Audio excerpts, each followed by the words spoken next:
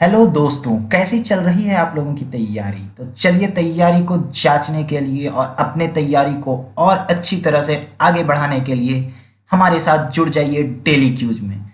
Daily इस time आप लोगों के लिए क्यूज मैं लाता रहूंगा और आप अपने जीके जीएस की तैयारी को इसी तरह बेहतरीन बनाते रहिए। चलिए बढ़ते हैं पहले प्रश्न की तरफ। पहला प्रश्न है, निम्नलिखित में से कौन सा हमारे देश के दोनों में से किसी सदनों का सदस्य नहीं होता है। इनमें से कौन हमारे किसी भी संसद का सदस्य नहीं होता है। तो जल्दी से अपने जवाब को सोच लें कि कौन सा इसका सही जवाब है। तो चलिए बढ़ते हैं इसके सही जवाब की तरफ। इसका सही उत्तर है राष्ट्रपति। राष्ट्रपति किसी भी संसद का कोई भी सदस्य नहीं होता है, दोनों संसदों का। चलिए बढ़ते हैं अगले प्रश्न की तरफ। अगला प्रश्न है, भारतीय संविधान के किस निम्नलिखित भाग में मौलिक कर्तव्य का उल्लेखन है। तो चलिए हम लोग इसका उत्तर देख लेते हैं। इसका उत्तर है भाग चौथा का ए का भाग में इसका उल्लेखन किया गया है। चलिए बढ़ते हैं अगले प्रश्न की तरफ। अगला प्रश्न है, भारत के राज्य का राज्यपाल बनने के लिए न्यूनतम आय कितनी होनी चाहिए। न्यूनतम आयु कितनी होनी चाहिए एक राज्यपाल किसी भी राज्य का बनने के लिए। तो इसका जवाब हम लोग देख लेते हैं। इसका जवाब है 35 वर्ष। चलिए बढ़ते हैं अगले प्रश्न की तरफ। अगला प्रश्न है, किस अनुच्छेद के अंतर्गत भारत के राष्ट्रपति द्वारा वित्तीय आपातकाल लागू किया जा सकता है। मतलब फाइनेंशियल इमरजेंसी लागू की जा सकती है किसी विभक्त राष्ट्रपति के द्वारा, इस अनुच्छेद के अंतर्गत। चलिए इसका उत्तर हम लोग देख लेते हैं। इसका उत्तर है अनुच्छेद 360 के अंतर्गत राष्ट्रपति जो है वित्तीय आपातकाल लागू कर सकता है। चलिए बढ़ते हैं अगले प्रश्न की तरफ। अगला प्रश्न है, किस अनुच्छेद के तहत भारत के राष्ट्रपति द्वारा संवैधानिक आपातकाल लागू किया जा सकता है। इसका सही उत्तर है 356, अनुच्छेद 356। चलिए बढ़ते हैं अगले प्रश्न की तरफ।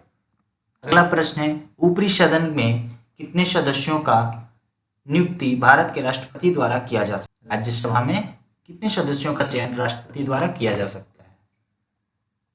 इसका उत्तर है 12। चलिए बढ़ते हैं अगले प्रश्न की तरफ। अगला प्रश्न है, निम्नलिखित संशोधनों में से किसे भारत का लघु संविधान भी कहा जाता है। इसका उत्तर है 42वां संशोधन। चलिए बढ़ते हैं अगले प्रश्न की तरफ। अगला प्रश्न है, निम्नलिखित में से कौन सा स्वाभाविक रूप से न्यायपूर्ण है। इसका उत्तर है मौलिक अधिकार। चलिए बढ़ते हैं अगले प्रश्न की तरफ। अगला प्रश्न है, निम्नलिखित में से कौन से अधिकार को मौलिक अधिकार से हटाकर एक सामान्य कानून अधिकार बना दिया गया था। अगर आपने हमारे पिछले क्यूज को दिया होगा तो आपको इसका उत्तर जरूर पता होगा, क्योंकि इसी से मिलता जुलता वो जवाब था, वो प्रश्न इसी से मिलता जुलता कहीं ना कहीं था, जिसके द्वारा आपको इसका उत्तर जरूर पता चल गया होगा। इसका उत्तर है संपत्ति का अधिकार। तो चलिए बढ़ते हैं अगले प्रश्न की तरफ। अगला प्रश्न है, निम्नलिखित में से कौन सा मौलिक कर्तव्य के अंतर्गत नहीं आता है। इन चारों में से कौन सा मौलिक कर्तव्य के अंदर नहीं आता है। उसका उत्तर है अभिव्यक्ति की स्वतंत्रता का संरक्षण। ठीक है, चलिए बढ़ते हैं हम लोग अगले प्रश्न की तरफ। अगला प्रश्न है, निम्नलिखित में से किसके पास भारतीय सुरक्षा बलों का सर्वोच्च कमान होती है। कौन हमारे सभी सुरक्षा बलों के सबसे सुप्रीम होते हैं। इसका जवाब हम लोग देख लेते हैं। इसका जवाब होता है भारत के राष्ट्रपति। चलिए बढ़ते हैं अगले प्रश्न की तरफ। अगला प्रश्न है, दल बदल कानून भारतीय संविधान की किस अनुसूची में दिया गया है। तो चलिए हम लोग इसका जवाब देख लेते हैं। इसका जवाब है 10वीं अनुसूची में। अगला प्रश्न है, उत्शेषणादेश और उत्शेषण से क्या अभिप्राय है। मतलब कि इसका क्या अभिप्राय है, इन चारों ऑप्शंस में से आप देख सकते हैं। चलिए हम लोग इसका उत्तर देख लेते हैं। इसका उत्तर है प्रमाणित करना या जानकारी देना। ठीक है, चलिए बढ़ते हैं अगले प्रश्न। अगला प्रश्न है, भारत के राज्य के राज्यपाल की नियुक्ति कौन करता है। तो इसका उत्तर तो आप लोग सभी को पता होगा, बिल्कुल मुझे पूरी उम्मीद है। तो चलिए इसका उत्तर देख लेते हैं। इसका उत्तर है हमारे राष्ट्रपति। चलिए बढ़ते हैं अगले प्रश्न। अगला प्रश्न है, भारतीय संविधान के किस अनुच्छेद में आपातकाल का प्रावधान है? किस अनुच्छेद में आपातकाल का प्रावधान दिया गया है?